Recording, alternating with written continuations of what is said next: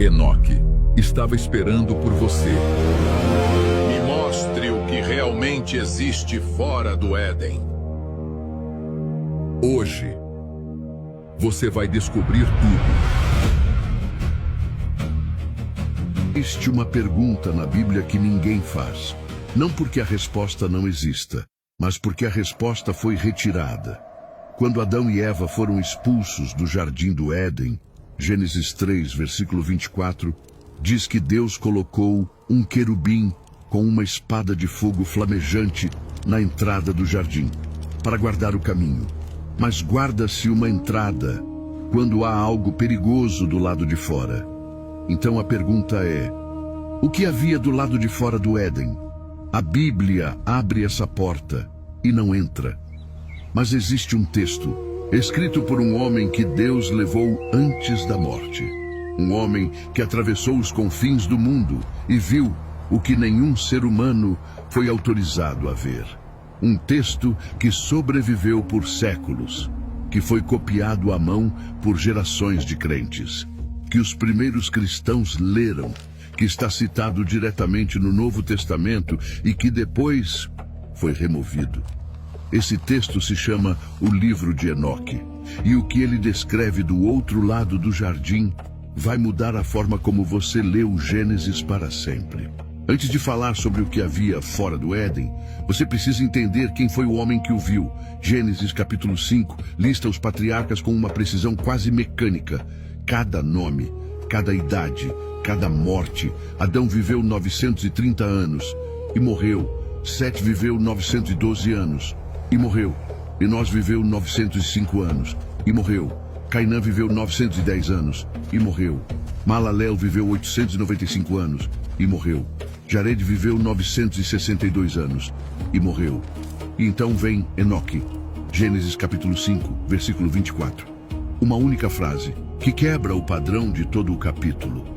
Caminhou Enoque com Deus e desapareceu, porque Deus o tomou. Não morreu, não foi enterrado, não deixou túmulo. Deus o tomou.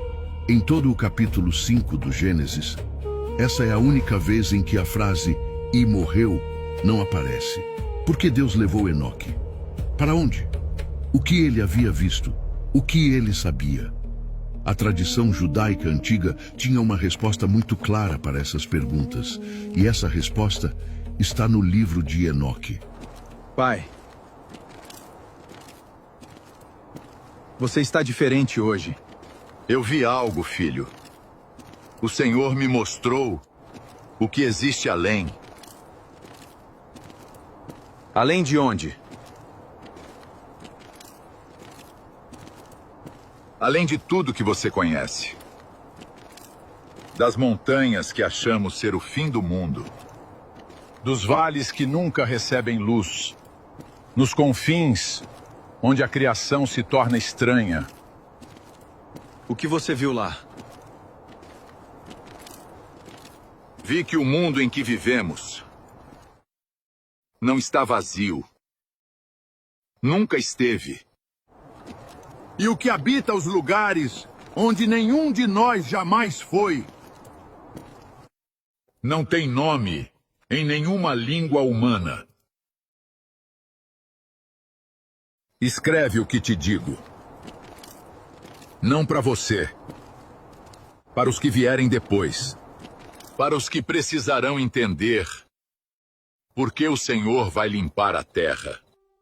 Para entender o que havia fora do Éden, você precisa entender o que o Gênesis diz e o que não diz.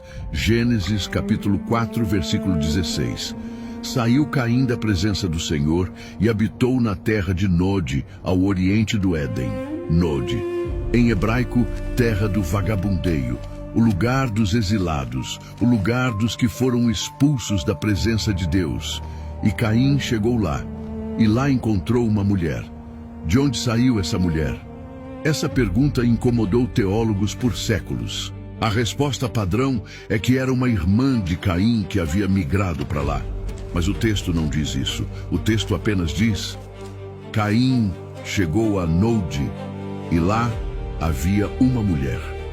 O livro de Enoque, junto com textos do Midrash, A literatura interpretativa judaica antiga sugere algo que poucos têm coragem de dizer.